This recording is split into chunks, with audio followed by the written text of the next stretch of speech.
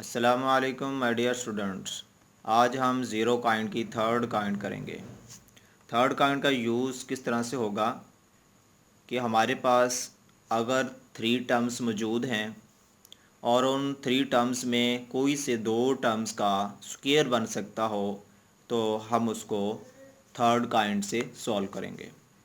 जैसा कि आप देख सकते हैं कि यहाँ पे मेरे पास फर्स्ट और लास्ट टर्म्स जो मेरे पास मौजूद हैं इनका स्क्वायर आपके सामने मौजूद है। देखें, ए का स्क्वायर है, इधर बी का स्क्वायर है। तो अगर कोई से दो टर्म का स्क्वायर बन सकता हो तो उसको हमने किस तरह से फैक्टराइज करना है, तो आइए देखते हैं।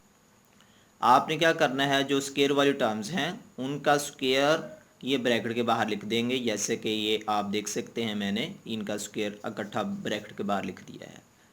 और जिसका ये स्क्वायर है, यहाँ स्क्वायर ए का है तो आप ए फर्स्ट नंबर पे लिखेंगे। यहाँ स्क्वायर बी का है तो यहाँ पर बी सेकंड नंबर पे लिखेंगे। इट मीन जिसका स्क्वायर हो वो नंबर आपने लिख देने हैं। जो फर्स्ट पे आ रहा है वो फर्स्ट पे आ जाएगा, जो सेकंड पे आ रहा है वो सेकंड पे आ जाएगा। अब रहा मसला ये कि दरमियान में साइन कौन सा लगाना है। वो आपने देखना है, टू के साथ जो साइन होगा वो ही इनके बिटवीन साइन लगाया जाएगा। अगर टू के साथ प्लस होगा तो यहाँ पे प्लस आएगा, अगर टू के साथ माइनस होगा तो माइनस आएगा। अब यहाँ से एक बात मैं बताता चलूँ, यहाँ पे स्क्वायर है तो यहाँ पर बेस ए है, वो ए टू के साथ ज़रूर होनी चाहिए। सेम एज इट इज़ यहाँ पर बी का स्क्वायर है तो बेस क्या है, बी। तो बी जो है वो इधर टू के साथ उनका प्रोडक्ट ज़रूर होना चाहिए। ये इट मीन जिन टर्म्स का स्क्वायर है उनकी बेस टू के साथ मल्टीप्लाई होनी चाहिए। क्वेश्चन की तरफ चलते हैं। Question number 3, part first. Part first आपके सामने मौजूद है। मेरे पास थ्री टर्म्स मौजूद हैं, लेकिन आपने इसमें से ढूंढना है कि वो कौन सी दो टर्म्स इसमें मौजूद हैं जिनका स्क्वायर बन सकता है। तो आप देखिए कि फर्स्ट टर्म जो है 144 ए स्क्वायर, 144 को मैं लिख सकता हूँ 12।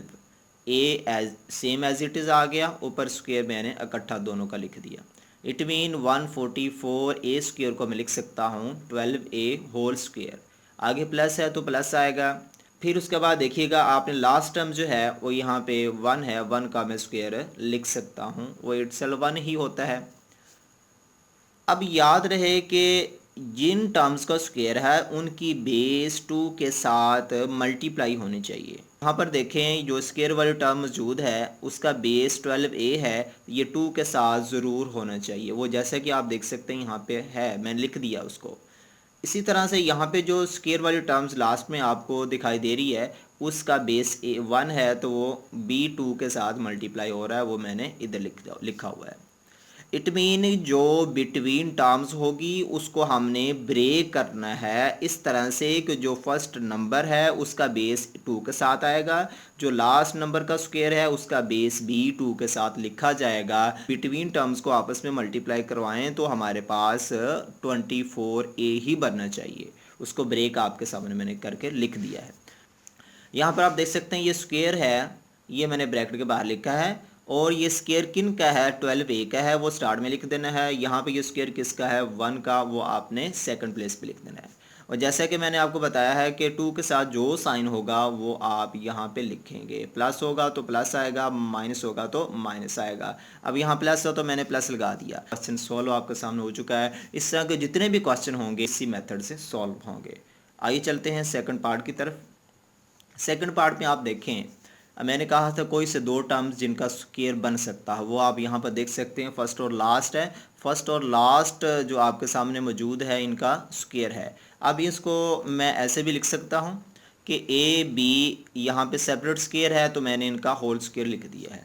आगे -2 सेम एज इट इज़ आ गया। उसके बाद देख सकते हैं ये जो बेस है जिसका स्क्वायर है उसकी बेस मैंने कहा 2 के साथ होना ज़रूरी है। वो देखें यहाँ पे लिखी हुई है a ओवर b, इधर a ओवर b था इसलिए मैंने a ओवर b लिखा। उसके बाद आप देख सकते हैं कि जो लास्ट टर्म्स है b का स्क्वायर ओवर a का स्क्वायर, ये स्क्वायर इकट्ठा करके लिखेंगे तो क्या बन जाएगा, b over a whole square, इसको लिख सकते हैं।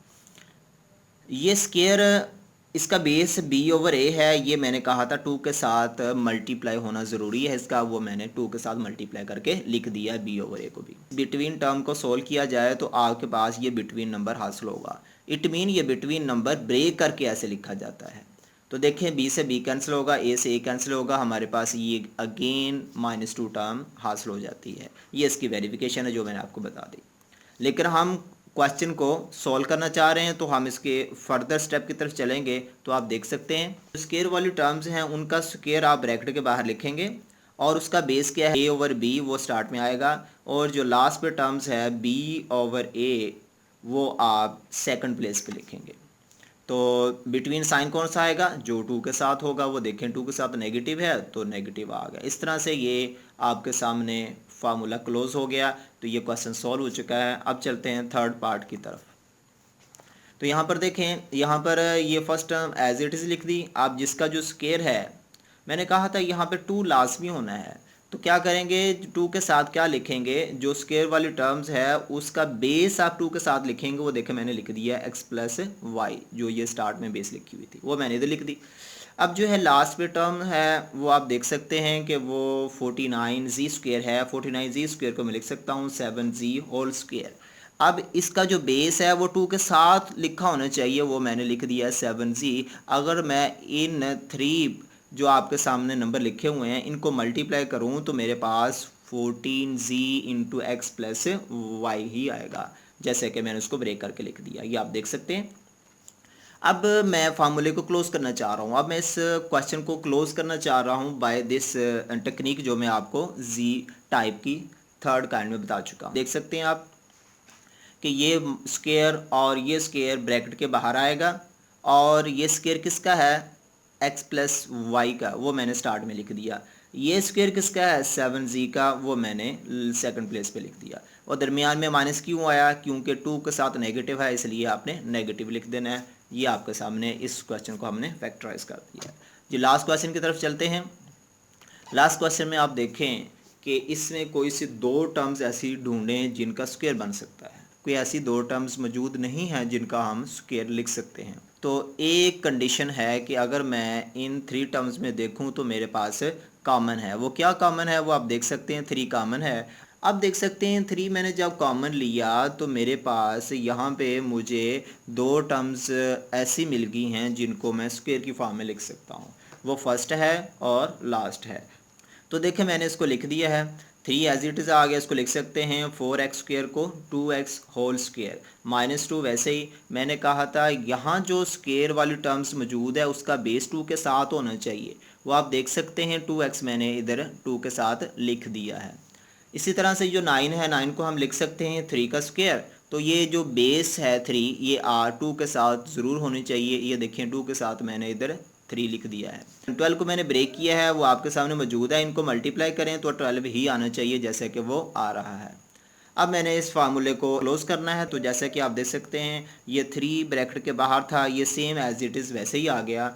और ये जो स्क्वायर है और ये जो स्क्वायर है ये ब्रैकेट के बाहर आएगा। और ये स्क्वायर किन किन टर्म्स का मैंने इधर इकट्ठा लिखा है, तो आप देख सकते हैं 2x का मैंने लिखा तो 2x स्टार्ट में आ जाएगा। यहाँ पर आप देख सकते हैं ये स्क्वायर मैंने 3 का भी इधर लिखा है इकट्ठा ही, तो फिर आप क्या करेंगे, ये 3 सेकंड प्लेस पे लिखेंगे। और दरमियान में कौन सा साइन आएगा, जो 2 के साथ साइन होगा वही आप बिटवीन साइन यूज़ करेंगे। अगर आपके पास कोई भी 3 टर्म्स मौजूद हों तो उसमें आप देख सकते हैं इजीली हमारे पास 2 टर्म्स का स्क्वायर बन रहा है। अगर नहीं बन रहा तो आप देख सकते हैं क्या उसमें कोई नंबर कॉमन है। तो कॉमन लेने के बाद आपको पता चल जाएगा कि इन 2 टर्म्स का स्क्वायर बन जाएगा, जैसे कि मैंने ये लास्ट क्वेश्चन को सोल्व किया। क्वेश्चन कोई भी हो आपने काइंड याद रखनी है। अगर काइंड आपके माइंड में हो तो ज़रूर क्वेश्चन अनसीन, अगर क्वेश्चन अनसीन भी आ जाता है तो आप उसको इजीली सोल्व कर सकते हैं, अगर आपके माइंड में 0 टाइप की थर्ड काइंड मौजूद हो। इंशाल्लाह मिलते हैं नेक्स्ट लेक्चर में, तब तक के लिए इजाज़त चाहता हूँ। अल्लाह हाफिज़।